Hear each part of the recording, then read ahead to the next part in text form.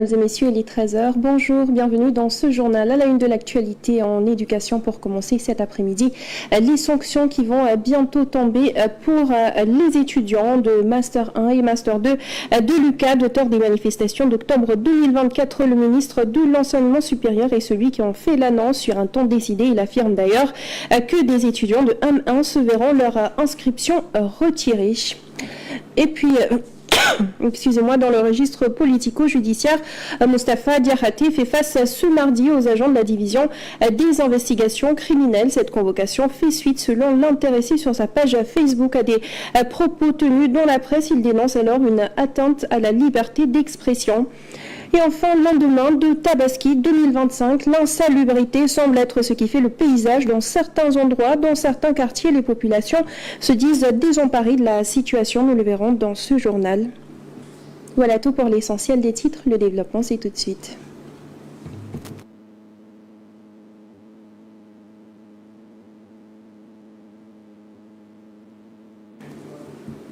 Et nous le disions à l'instant, des sanctions vont bientôt tomber contre les étudiants au Master 1 et Master 2 de l'UQAD, auteur des manifestations d'octobre 2024 pour réclamer le paiement de 12 mois d'arriérés de bourse. Le ministre de l'Enseignement supérieur, Abdourahmane Diouf, l'avait annoncé lors de son passage à 7TV dans l'invité de MNF des étudiants en Master 1, dont Babacar Ba, qui a reçu d'ailleurs sa convocation de la commission d'instruction du conseil de discipline de l'UQAD, risque de voir leur inscription retirée. Le conseil de discipline de l'université Cheikh Anta Diop de Dakar règle ses comptes avec les étudiants en Master 1 et 2, auteurs des perturbations des cours et violentes manifestations à l'UQAD. Plusieurs étudiants risquent des sanctions allant du retrait de leur inscription à l'exclusion dans les prochains jours. C'est le cas de l'étudiant Babacar Diallo, inscrit en Master 1 à la faculté des sciences juridiques et politiques à l'UQAD. D'ailleurs, son cas avait été évoqué par l'actuel ministre de l'Enseignement supérieur, Dr Abdourahmane Diouf, dans l'invité de MNF. Pour rappel, au mois d'octobre 2024, des séries de manifestations avaient été initiées par ces étudiants en Master 1 de l'UQAD pour exiger le paiement intégral de leur bourse pour l'année universitaire 2023-2024. Ces étudiants, insatisfaits des actions menées par le collectif des amicales, refusent le paiement partiel proposé et dénoncent une négligence intolérable de la part des autorités depuis plus d'un an. Ils réclamaient le versement intégral de 12 mois de bourse, faute de quoi ils allaient durcir leur mouvement. Le 22 octobre 2024, après les manifestations de la veille, le rassemblement prévu au portail de l'UQAD par le collectif des étudiants en Master 1 et 2, avec la décision d'un arrêt des cours dans toutes les facultés, a vite dégénéré en affrontement violent entre étudiants et forces de l'ordre. Des blessures légères ont été signalées parmi les manifestants, mais aucun étudiant n'a été interpellé. Au restaurant central, les étudiants ont exigé et obtenu des repas gratuits pour leurs camarades, ce qui a entraîné des affrontements entre les responsables du restaurant. Le syndicat des étudiants en Master 1 et 2 a maintenu ses actions de protestation jusqu'au paiement de leur bourse qui a débuté au mois de février dernier.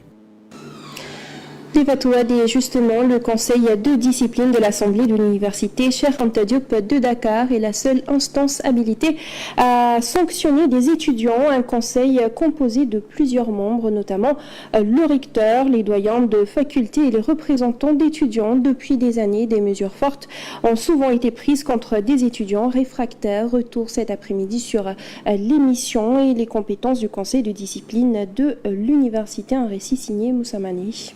Le conseil de discipline marque l'aboutissement de la procédure disciplinaire concernant un étudiant ou une étudiante, celui qui a manqué de manière grave au règlement intérieur de l'université. La section de discipline du conseil académique est saisie par le président de l'université. Une commission d'instruction instruit le dossier et rend un rapport d'instruction. Lors de la séance de jugement, l'étudiant et les différentes personnes intéressées sont entendus. Un conseil de discipline est compétent pour statuer sur les poursuites disciplinaires engagées contre les étudiants soupçonnés de fraude ou ayant commis des faits de nature à compromettre le bon ordre. Même si le conseil de discipline est souvent présidé par le recteur, mais c'est l'ensemble des membres qui constituent le conseil, à savoir les doyens de faculté, les représentants d'étudiants et aussi d'autres acteurs convoqués en fonction du sujet qui décide du sort de l'étudiant ou des étudiants. Chaque faculté dispose d'un conseil de discipline interne qui d'habitude gère les problèmes avant de les transférer au niveau du rectorat. Mais avant qu'une décision ne soit prise, la parole est souvent donnée à celui ou celle qui veut la prendre durant cette séance. Les différentes sanctions qu'encourt l'étudiant sont nombreuses: l'avertissement, le blâme et l'exclusion temporaire ou définitive. Accusé d'être à l'origine de la mise à sac des restaurants et des agressions contre des enseignants après la publication des résultats des élections des amicales au mois de juin 2021, le conseil de discipline qui avait convoqué 250 étudiants avait rendu son verdict. 45 d'entre eux ont écopé des peines les plus lourdes, 6 exclus pour 5 ans, dont le célèbre activiste Pape Abdoulaye Touré, 38 pour 2 ans, 22 étudiants relaxés et 11 de réprimande, et pour les 10 autres, leur suspension d'inscription a été suspendue. Registre politico-judiciaire à présent, l'ancien ministre conseiller Moustapha Diakhaté a convoqué ce mardi par la division des investigations criminelles. Cette convocation fait suite, selon l'intéressé, à des propos tenus dans la presse. Il dénonce une atteinte à la liberté d'expression dans un contexte qu'il qualifie de répressif. C'est sur sa page Facebook que Moustapha Diakhaté a annoncé la nouvelle.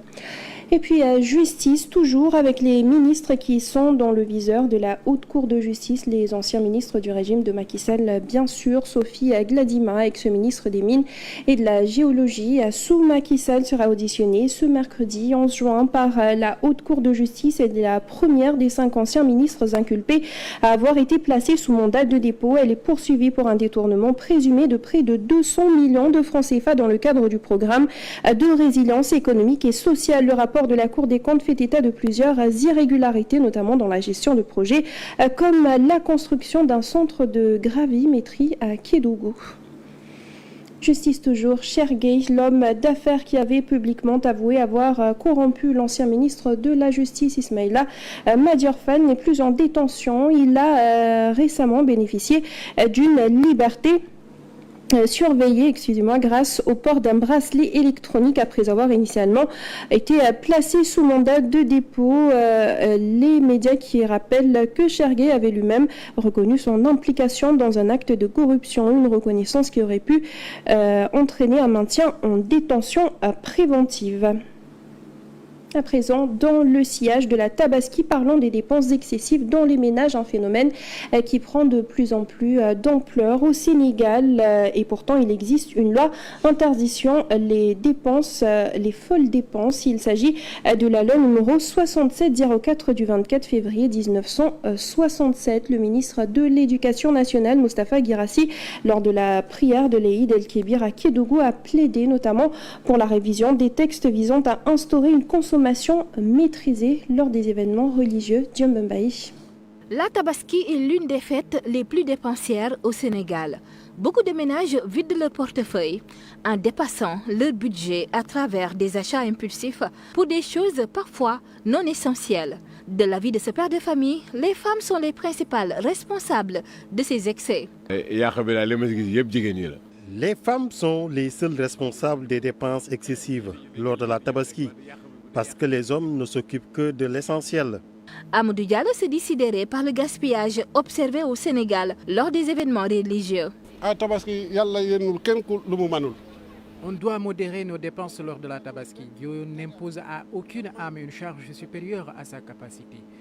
Il n'est pas obligatoire d'immoler un mouton si nous n'avons pas les moyens d'en acheter. Lors de la prière de l'Aïd el-Kébir à Kédougou, le ministre de l'Éducation nationale a plaidé pour une révision des textes encadrant les dépenses festives. Les fêtes religieuses incarnent le partage, la solidarité et notre identité culturelle. Les encadrer de manière responsable bénéficierait à tous. Il existe au Sénégal une loi pour lutter contre le gaspillage lors des cérémonies familiales. Il s'agit de la loi numéro 6704 du 24 février 1967. Il est bien possible d'étendre le champ d'application de cette loi pour mettre un terme au gaspillage lors de la Tabaski de l'avis de certains Sénégalais. L'État a le plein pouvoir de faire appliquer toutes les lois. Il y a des pays où seul le roi immole un mouton. Cette femme partage le même point de vue. Faites passer des messages, des spots à la télé pour expliquer aux citoyens lambda que vraiment gaspiller, déjà nous souffrons. Par contre, d'autres pensent qu'il sera impossible de faire appliquer une telle loi qui, depuis son adoption il y a des décennies, n'a jamais fait l'objet d'un suivi. Les gens sont différents. Si le gouvernement veut instaurer un tel changement, c'est sûr qu'il fera face à des personnes réfractaires. Nous nous retrouvons ainsi avec des avis mitigés concernant le plaidoyer du ministre Moustapha Guirassy. Ce qui est sûr et certain, c'est que le gouvernement devra fournir beaucoup d'efforts pour changer les mentalités des Sénégalais. Dans le siège de la Tabaski, toujours du côté des éleveurs de moutons, c'est l'heure du bilan et pour cette année, ils se disent satisfaits des ventes. Ils affirment d'ailleurs que tous les moutons ont été vendus avant le jour J. Ces éleveurs disent apprécier les dispositifs mis en place par l'État du Sénégal qui leur a facilité la tâche. Les demandes en moutons pour la Tabaski ont été satisfaites sur l'étendue du territoire national. Un taux de couverture de 114% a été enregistré selon une déclaration faite par Mabouba Diagne, le ministre de l'Agriculture et de la Souveraineté alimentaire. Chez les éleveurs, le résultat est également satisfaisant. Dans les points de vente, tous les moutons ont été vendus. Nous n'avons rien à dire pour cette année. Nous avons vendu tous nos moutons. C'est une belle opération que nous avons réalisée. Au début, c'était difficile, mais au final, nous sommes très satisfaits. Le pays est en crise, certes, mais alhamdoulilah. Les résultats obtenus dépassent de loin leurs attentes. Certains éleveurs ont même eu recours à un renfort pour satisfaire la clientèle. On a écoulé toute notre marchandise. À la fin, on était même obligé d'en rajouter pour vendre à certains de nos clients qui n'en avaient pas encore. Mais les prix ont augmenté entre-temps. Une performance réussie grâce aux nombreux efforts consentis par le gouvernement du Sénégal. Nous rendons grâce à Dieu, mais nous remercions aussi le gouvernement. Les autorités nous ont facilité la tâche. On a manqué de rien pour dire vrai, même la sécurité a été renforcée. Nous les encourageons. 296 marchés de bétail ont été recensés à travers le pays. Malgré la crise économique qui touche le Sénégal, des moutons ont été disponibles pour toutes les bourses.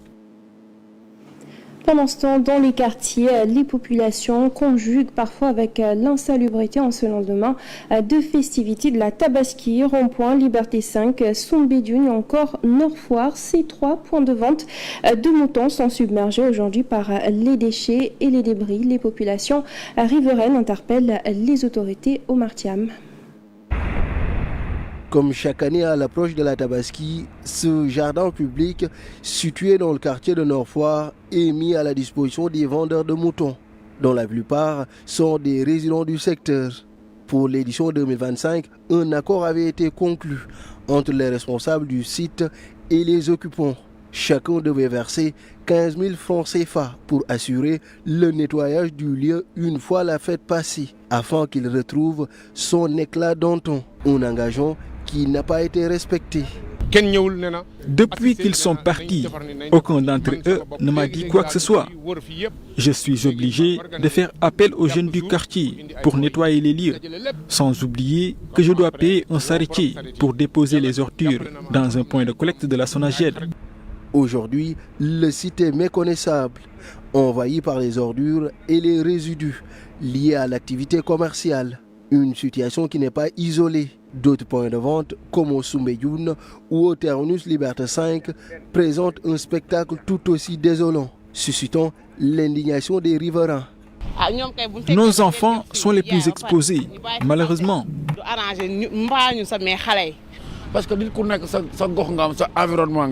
Habitué des lieux depuis les années 1990, ce vendeur rassure quant aux dispositions prises par les occupants et les autorités municipales. La mairie de Dieuppeul-Derklé va accompagner la SONAGED pour donner plus d'éclat au lieu et chacun pourra vaquer à ses occupations. Toutefois, il peine à convaincre les habitants qui restent sceptiques face à l'état actuel des lieux. Les vendeurs ne sont pas encore prêts à vider les lieux et c'est nous qui allons en payer le prix. Face à cette situation récurrente, les riverains lancent un appel pressant à plus de responsabilités de la part des vendeurs, notamment sur les sites non homologués, afin de mieux gérer les espaces mis à leur disposition. Un autre événement religieux qui a marqué ce long week-end, la 137e édition du pèlerinage marial de Popenguine. Des milliers de fidèles se sont retrouvés au pied de Notre-Dame de la Délivrance, placée sous le thème « Marie, Mère de l'Espérance, marche avec nous ». La célébration officielle de cette année a été présidée par Monseigneur Victor Ndione, évêque de Nouakchott. Le pasteur invite à demeurer avec Marie, dit-il, qui éclaire sur des lendemains incertains. Germaine Anastasie Diouf était sur place. C'est la Vierge Marie, mère de l'Église, qui est célébrée en ce lundi de Pentecôte. Hôte de la 137e édition du pèlerinage marial de Popenguine, Monseigneur Victor Ndione a prêché Marie, celle qui ne peut jamais laisser ses enfants. Nous ne louons pas suffisamment Dieu si nous nous taisons sur la mer de son Verbe incarné, comme le dit Saint Bernard. En la suivant, on ne dévie pas. En la priant, on ne désespère pas. En pensant à elle, on ne se trompe pas. Si elle te tient par la main, tu ne tomberas pas. Si elle te protège, tu ne craindras pas. Si elle est avec toi, tu es sûr d'arriver au but. Le pasteur de Nouakchott a lui-même honoré sa communauté diocésaine. Il a également salué l'entente entre musulmans et chrétiens. Votre présence à chaque édition du pèlerinage est le signe éloquent de l'entente et de l'amitié profonde qui unissent les adeptes de l'islam et du christianisme ici au Sénégal.